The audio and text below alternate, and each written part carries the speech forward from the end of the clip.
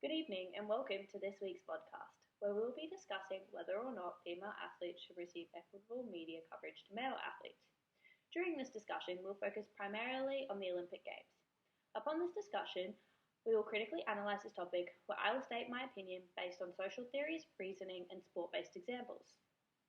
Let us begin by stating the fact that female athletes have certainly come a long way when it comes to representing themselves during sport, but not only representing themselves, also their state and in some cases their nation.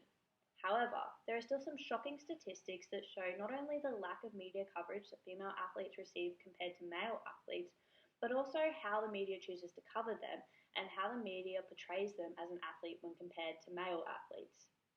I'm going to show you some shocking statistics that show just how much the media has an impact on female athletes when compared to male athletes. According to an article written by journalist Michaela McKenzie in 2019, women make up 40% of all participants in sport. Yet somehow, they receive only 4% of media coverage. On top of this, journalist Gretel Kaufmann stated in an article in 2016 that in the 2014 Sochi Olympics, researchers found a 10% gap in media coverage, favouring male athletes. In correlation to this, journalist Stephanie Chalkley-Roden stated in her article, written in 2015, that male sport made up 81% of television sports news coverage. This compared to women that made only 8.7%. Just take a moment to let those statistics sink in. As we link this back to feminist theory, we can clearly see how the media uses its power to devalue women's sport compared to men's sport. The media portrays a message that male athletes are more important to cover over female athletes. Drawing upon this, the media not only lacks in the amount of media coverage that female sport receive compared to male sport, but also how it chooses to cover female sport. There are endless amounts of examples where the media chooses to feminize female sports and compare them to male athletes by using their masculinity. A great example of this is a snippet of an article that was released during the 2016 Olympics with the main headline reading, Phelps ties for silver in 100-meter fly, and the sub-headline reading, Ledecky sets world record in women's 800 freestyle. To clarify, the main headline is stating a great accomplishment achieved by a male swimmer. However, the even greater achievement that was accomplished by a female swimmer is made the sub-headline. We can inextricably link this photo to feminist theory, as it shows how the media has used its power to misrepresent women's sport. The media portrays female athletes as devalued and not as praiseworthy as male athletes.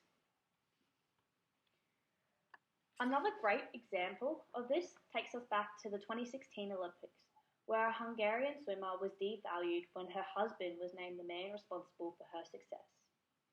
Katinka smashed the world record in the 400-meter individual medley and was immediately praised by viewers.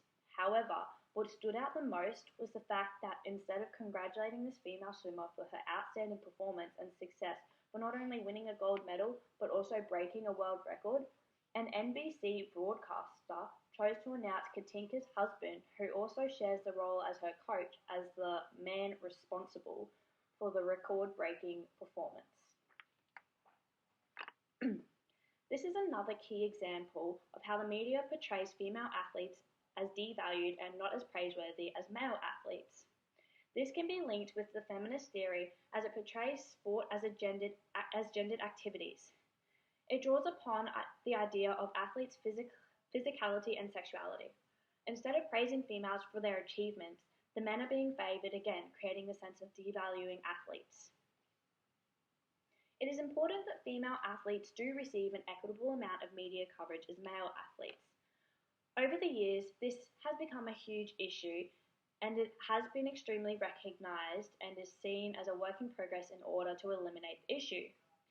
There are numerous amounts of solutions and or recommendations that could be put into place to solve this ongoing issue. For example, commentators and broadcasters can start by not seeing these women as female athletes, but instead seeing them as just athletes. In relation to the feminist theory, instead of drawing upon the idea of sport being gendered activities and focusing on athletes' physicality and sexuality, we can focus more on the fact that they are all athletes who share the same passion for a chosen sport and are willing to do anything to succeed. Breaking the gender gap is a huge push in order to ensure female athletes do receive an equitable amount of media coverage as male athletes. Thank you for listening to this week's podcast, where we discussed how female athletes certainly should receive the same amount of media coverage as male athletes.